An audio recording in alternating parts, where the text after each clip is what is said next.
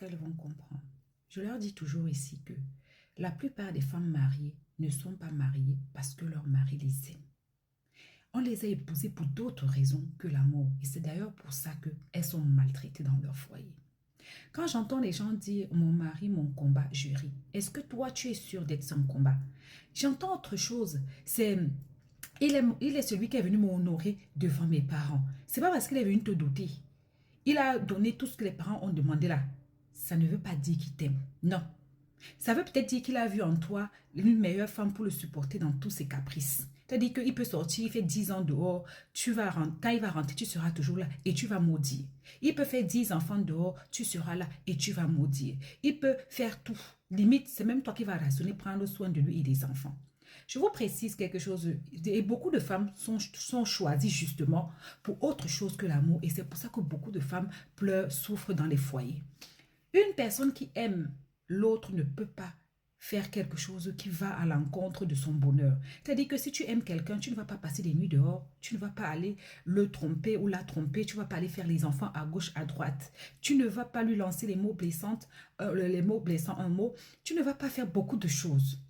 Mais les femmes là, elles sont en train de frustrer les autres femmes à la maison. En train de dire, oh, moi, je suis mariée, toi, tu es quoi, ma chérie? Elle est célibataire, elle a le vrai goût d'un homme marié. Toi, tu es dedans. Le salaire du monsieur, tu ne connais pas. Là où le monsieur travaille exactement, tu ne connais pas. Si le monsieur a les primes ou pas, tu ne connais pas. Souvent, même vous êtes bien commun, mais compte séparés, tu ne connais pas. Mais tu te dis marié, tu la dépasses en quoi?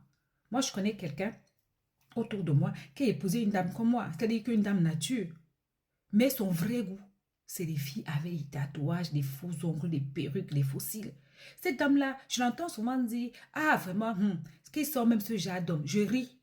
Je ris parce que moi, comme je suis très amie avec son mari, bah, même moi, quand il m'a présenté la dame la première fois, j'ai dit, yeah, mais ça, c'est pas ton style. Il m'a dit, bah, écoute, tu vois, ma profession, le travail que je fais, je ne peux pas prendre une femme comme ça pour présenter. Parce que sinon, les gens vont la traiter d'ici et ça et ça et ça. J'aurais pas l'air sérieux. Donc, je fais plus sérieux en épousant une femme comme ça. Mais toi-même, tu sais. On sait. Donc, en gros, il a épousé une dame à la maison avec laquelle ils ont des enfants. Mais à côté, c'est pas son goût. Pas du tout. C'est-à-dire que c'est que, comme voilà, il n'a jamais mis faux cils, jamais mis faux ongles de ma vie, jamais collé perruque. D'accord, je pose que les perruques. Il dit, là, lui, son goût là-bas, percé, tatouage partout, piercing, faux ongles, faux trucs. C'est ça, c'est là qu'il se sent à l'aise. Mais voilà. Et vous allez vous asseoir, vous allez tomber sur les femmes célibataires. Et qui a même d'abord dit que ne pas être marié, c'est être célibataire. On connaît. Il y a des filles ici, le premier jour qu'on lui a demandé à marier, elle a accepté. Elle sait très bien que c'est chaud, mais c'est pour aller narguer les gens dedans. Je vous promets d'aller... Donc, je vais mettre la suite de la vidéo ici. Vous allez comprendre que tout laisse dans la vie. C'est-à-dire qu'il y a les femmes mariées, mais seules, à bisous.